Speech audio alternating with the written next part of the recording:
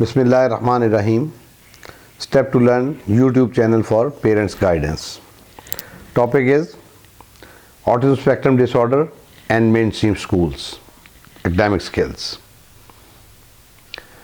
Last clip में हमने discuss किया था कि सेटलमेंट के इश्यूज़ क्या होते हैं, हर्डल्स क्या होते हैं नॉर्मल स्कूल के अंदर, मेन स्ट्रीम के अंदर ऑटिज्म स्पेक्ट्रम वाले बच्चों के हवाले से किन फैक्टर्स को हमें कंसीडर करना चाहिए डिसीजन लेने के लिए, ताकि हमारा डिसीजन हमारे लिए डिसअपॉइंटमेंट के बजाय सेंस ऑफ अचीवमेंट हमें दे। उसी की कंटिन्यूएशन में in this clip will discuss उसके पैटर्न्स, जनरल डेवलपमेंट क्या होती है उन स्कूल्स के अंदर और उसको किस तरह से करना एडवाइजेबल है। एक लो फंक्शनिंग बच्चा जो कि उस शिफ्टिंग के नॉर्मल स्कूल के अंदर जाने के लेवल पे नहीं होता और हम बीइंग पेरेंट उसको अपनी ख्वाहिश के मद्देनज़र उसको हम उसमें मेन स्ट्रीम में डाल देते हैं बिफोर दैट अप्रोप्रिएट टाइम, उस बच्चे के सिर्फ चंद एरियाज़ हैं जो कि वहाँ पे इम्प्रूव हो सकते हैं टू सम एक्सटेंट, बहुत ज़्यादा वो भी नहीं, जिसमें सोशलाइजेशन कुछ हो जाएगी उसकी बेहतर, थोड़ी कुछ उसका कम्युनिकेशन थोड़ा सा बेहतर हो सकता है, not specific, general one. At the same time शायद उसके कुछ बिहेवियर्स जो सोशल रिलेशंस में होते हैं वो शायद कुछ थोड़े से बेहतर हो जाएं, या उसकी एक प्रोसेसिंग, एक अंडरस्टैंडिंग जो होती है चीज़ों को करने की, इंस्ट्रक्शन मिलने के अगेंस्ट, वो शायद थोड़ी सी बेहतर हो जाए। तो ये चंद मखसूस एरियाज़ उसके हैं जो उसके इम्प्रूव हो सकते हैं, लेकिन जो असल उसकी वीकनेस है वो वीकनेस उसकी जो हर्डल्स की हमने बात की थी, वो हर्डल्स उसके शायद उतने इम्प्रूव ना हो। अटेंशन डेफिशिएंसी हमने कहा था, फिर उसमें उसके बिहेवियर इश्यूज, अनडिज़ायर्ड बिहेवियर जो हैं वो हमने उसमें कहा था। देन उसमें हमने जो है बात की थी उसके कम्युनिकेशन स्किल्स की, उसके एज के मुताबिक जो होने चाहिए उनकी इम्प्रूवमेंट। इसी तरह से उसकी हाइपर एक्टिविटी की रिडक्शन, उसकी मूड स्विंग्स, ये वो चीज़ें हैं जो शायद उसमें बहुत स्पेसिफिकली अच्छे अंदाज में इम्प्रूव ना हो। और ये वो तमाम चीज़ें हैं जो प्री रिक्विजिट हैं उसकी एकेडमिकल स्किल्स की लर्निंग के लिए। अगर ये चीज़ें बेहतर नहीं होंगी तो वो एकेडमिकली बहुत अच्छा इम्प्रूव नहीं करेगा, दिस इज़ फॉर श्योर।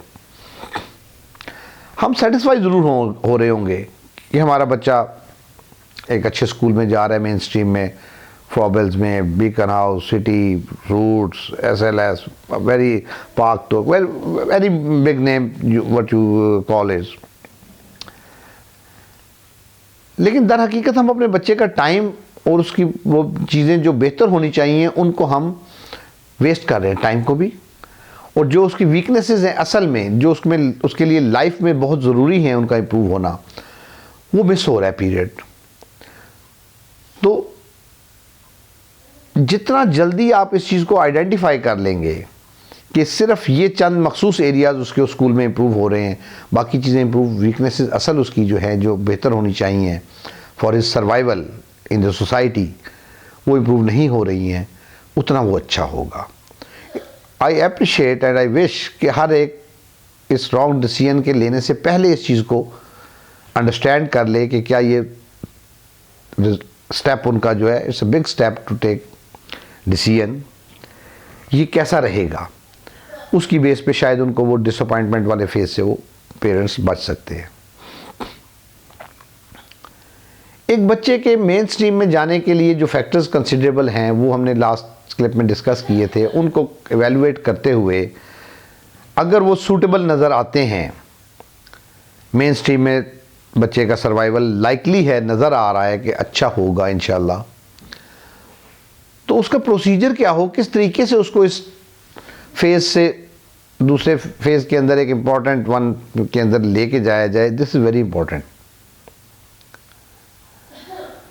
अगर इस प्रोसीजर को सही तौर पे हम फॉलो ना करें या इसमें से कोई इंपॉर्टेंट एरिया हम स्किप कर दें इंटेंशनली और अनइंटेंशनली, तो उस सूरत में रिजल्ट्स हमें पॉजिटिव नहीं मिलते हैं, this is for sure.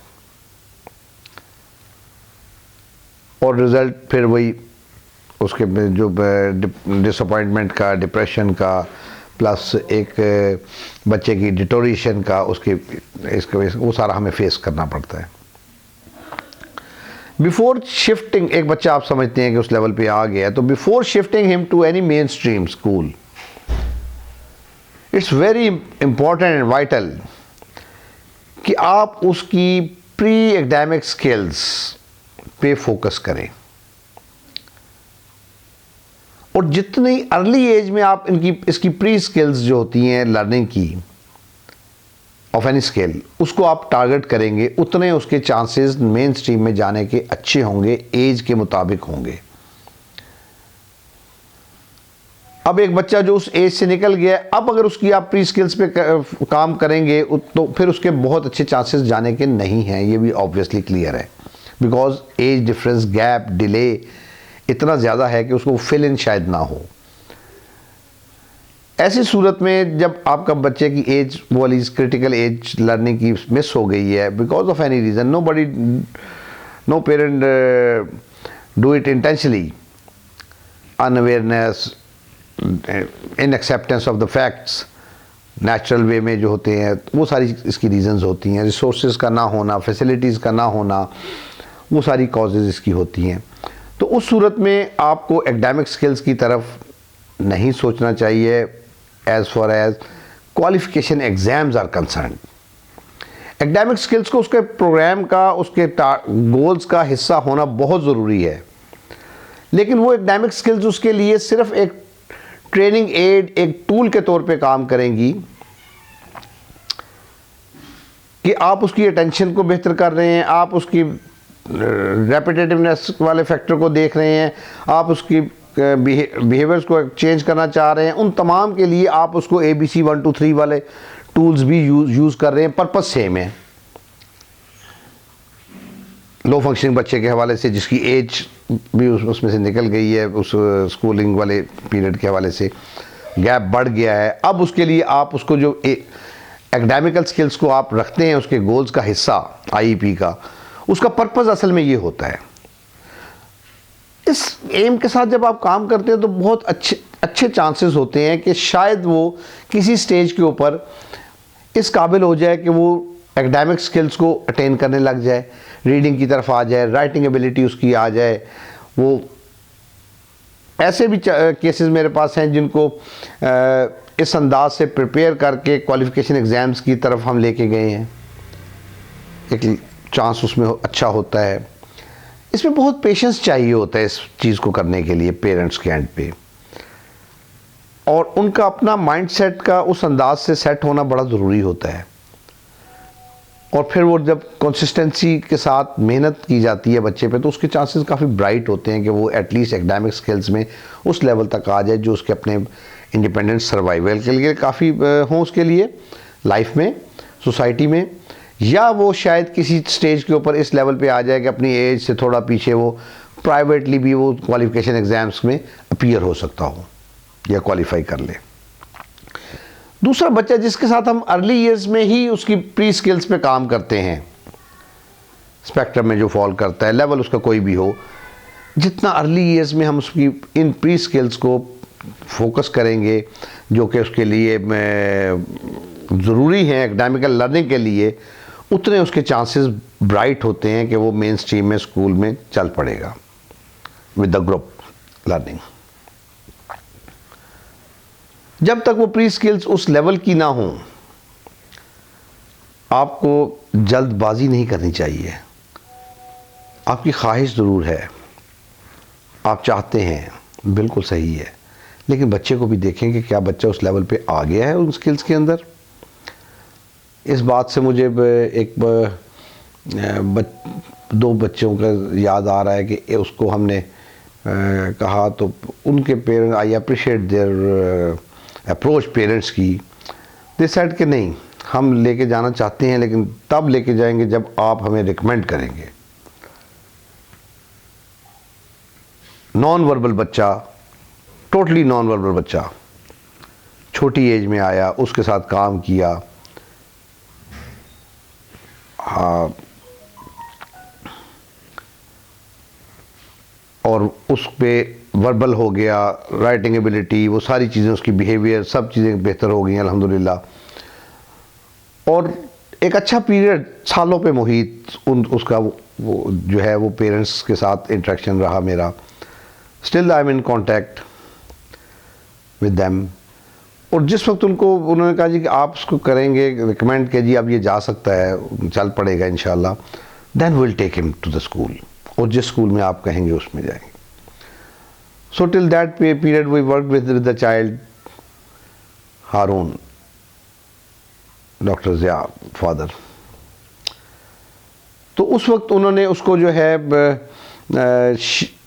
Shift किया ऑन आवर रिकमेंडेशंस, और फिर उस बच्चे की अचीवमेंट्स हमें वहाँ से फीडबैक मिलना शुरू हुआ, which was very very encouraging to मी।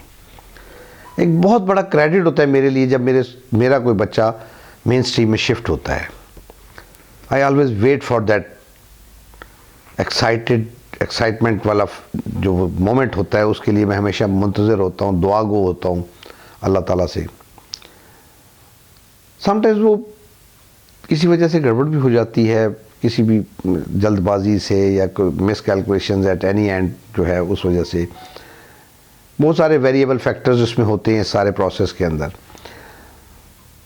तो वो अप्रोप्रिएट लेवल के ऊपर आपको उसका डिसीजन लेना इज़ वेरी हेल्पफुल। जब उसकी प्री स्किल्स इंप्रूव कर गई हैं, एज में उतना डिले नहीं है, अब उस बच्चे के वहाँ पे चलने के चांसेस बहुत अच्छे हैं। अदरवाइज़ उसको वहाँ पे बुली भी किया जा सकता है, उसके बिहेवियर्स मज़ीद ख़राब भी हो सकते हैं, और एक डिसअपॉइंटमेंट वाला फेज़ भी उसमें आया था। Selection of school is very important. एक बच्चा जो इंडिविजुअल अटेंशन के साथ चीज़ों को सीखता है, विजुअल ट्रेनिंग एड्स को की हेल्प उसको चाहिए होती है, उसके लिए हम एक बड़ा नाम स्कूल का चूज़ कर लेते हैं, तो वहाँ पे उसके चांसेस बहुत अच्छे नहीं होते। स्टार्ट में I always prefer and suggest to the parents कि go for a school which is, ये गलियों में छोटे स्कूल जो होते हैं nearby to your place, जहाँ पे इसकी स्ट्रेंथ कम हो उस क्लास के अंदर जिसमें आपके बच्चे ने जाना है। 5, 7, 8, 10 नए बने होते हैं, उसमें स्ट्रेंथ उस वक्त कम होती है, नाम उनका इतना ज़्यादा नहीं होता, लिमिटेड से बच्चे आ रहे होते हैं, वो हेल्पफुल होता है, प्रोवाइडेड कि वो टीचिंग स्टाफ, उसका एडमिनिस्ट्रेशन स्कूल की थोड़े से कोऑपरेटिव हो। मोस्टली होते हैं, बिकॉज उनको बच्चा चाहिए होता है अपनी रेपुटेशन के लिए, अपनी स्ट्रेंथ को इंक्रीज़ करने के लिए, वो उस पर मेहनत करने के लिए भी विलिंग होते हैं, वो आपकी बात सुनने के लिए भी तैयार होते हैं। एक बड़ा स्कूल जो है वो जहाँ स्टेटस के हवाले से जो है वो आपकी बात सुनने के लिए भी तैयार बाज़-औक़ात नहीं होता, मानने के तो दूर की बात, आपको मिसगाइड भी करेगा, मिस फीडबैक भी गलत देगा, आप कुछ कह भी नहीं सकते उससे, because that is school is not for that child basically. आप उनके साथ अटैच होने के लिए मजबूर हैं, उनकी बात सुनने के लिए। वो आपसे डबल फीस भी मांगते हैं, वो आपसे शैडो टीचर भी मांगते हैं, शैडो टीचर रख भी लेते हैं। शैडो टीचर आपके बच्चे के साथ कितना काम कर रही है, कितना नहीं कर रही है, यू नेवर नो दैट। तो ये वो रियलिटीज़ हैं जो हमारी सोसाइटी में हमें मिलती हैं। सॉरी। तो selection of school be very very specific for the reasons, उसकी स्ट्रेंथ, उसके कॉपरेशन, और उस स्कूल की अपनी रिक्वायरमेंट, उसके लिए जो स्कूल के में बच्चा एनरोल करने के लिए है वो बड़ी इंपॉर्टेंट है। उनको ख्वाहिश होनी चाहिए आपके बच्चे के हवाले से ज़्यादा। जब आप उस स्कूल के अंदर कुछ अर्सा गुजार लेता है बच्चा, स्मॉल ग्रुप के अंदर 8-10 बच्चों के अंदर, 7 बच्चों के अंदर, उन्होंने अच्छी एफर्ट भी की, उस स्टाफ को, उस स्कूल को, उसकी टीचर्स को एक कोऑर्डिनेशन की ज़रूरत होती है कि आपके बच्चे के हर्डल्स क्या हैं, उनको कैसे टैकल करना है, उसके लिए आपको खुद उन चीज़ों का जानना बहुत ज़रूरी है, which I always emphasise parents education. अब जब आपको उन चीज़ों का मालूम है कि कैसे अटेंशन लेनी है, कैसे हाइपर एक्टिविटी कंट्रोल करनी है, कैसे इसकी पेयरिंग होनी है, कैसे इसको उसमें सेटलमेंट में हेल्प होगी, कितने दिन ये लेगा, कितने दिन तक कैसा बिहेव करेगा, इन सारी चीज़ों का आपको उनको टीचर को गाइड करना जो है हेल्पफुल हो जाता है बच्चे की सेटलमेंट के लिए।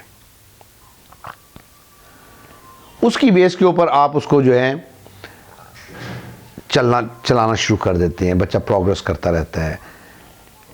अब जो उसकी वीकनेसेस होती हैं, मेन वीकनेसेस राइटिंग की है, कम्युनिकेशन की है, बिहेवियर्स की है, सोशलाइजेशन की है, वो उस एनवायरनमेंट में बहुत अच्छी लाइकली नहीं है, लेकिन फिर भी आपकी गाइडेंस की वजह से कुछ ना कुछ उनके कोऑपरेशन की वजह से बेहतरी के चांसेस उसमें हैं। उन वीकनेसेस को other than school hours, evening hours में, होम एनवायरनमेंट में, प्रोफेशनल कंपनी के अंदर प्रोफेशनल टच के साथ उनको एड्रेस करना बहुत ज़रूरी होता है फॉर सर्टन पीरियड। एक वक्त आता है जब वो चीज़ें इंप्रूव कर जाती हैं, अब वो बच्चा नेचुरल वे में एनवायरनमेंट से चीज़ों को पिक करता है, डेवलप करता है। उस वक्त तक उस सपोर्ट की, उस हेल्प की उसको ज़रूरत होती है। वो कितने ईयर्स हो, कितने मंथ्स हो, डिफ़िकल्ट टू से। किसी का कुछ स्पेक्ट्रम पे, लेवल पे, एज पे ये डिपेंड कर रहा होता है। अब आपने अपने बच्चे के लिए देखना है कि उसको कब तक उस तरह की सपोर्ट एडिशनल जो रिक्वायर्ड है वो आप देते रहें उसको। आई ऑलवेज एम्फसाइज कि पेरेंट्स वो सपोर्ट दें तो नथिंग लाइक दैट, घर में अपने में काम करवाएं, उसके उन एरियाज़ पे काम करें। सुबह भी बच्चा स्कूल में जा रहा है, शाम को प्रोफेशनल्स के पास जा रहा है, आपके साथ उसका इंटरेक्शन ही कम है, आप खुद तो उसके साथ इन्वॉल्व हो ही नहीं रहे उतना जितना होना चाहिए। सो बेटर इट इज़ कि पेरेंट्स करें, and if because of any reason parents ना कर सकें, फिर प्रोफेशनल हेल्प उस अंदाज से ज़्यादा अच्छी अप्रोच है। रिसोर्स टीचर रखते हैं, रिसोर्स टीचर का रोल कैसा होना चाहिए, कितना वो उसको ऑटिज्म स्पेक्ट्रम डिसऑर्डर को अंडरस्टैंड करती हैं, कितना वो उनके अंदर एबिलिटीज़ हैं बिहेवियर्स को टैकल करने की, बिहेवियर्स को मॉडिफाई करने की इन दैट एनवायरनमेंट, इसके ऊपर बहुत सारी चीज़ें डिपेंड कर रही होती हैं। अगर वो अंडरस्टैंड करने वाली रिसोर्स टीचर हैं, शैडो टीचर हैं, जो आपने पे उसको करके आपने रखा हुआ है, फिर तो शायद उसका कोई फ़ायदा हो, बट मोस्टली ऐसा होता नहीं है। बहुत कम मैंने रिसोर्स टीचर्स ऐसी देखी हैं जो वाकई ऑटिज्म को अंडरस्टैंड भी करती हैं, होती भी हैं, अच्छी भी होती हैं, बट वेरी फ्यू।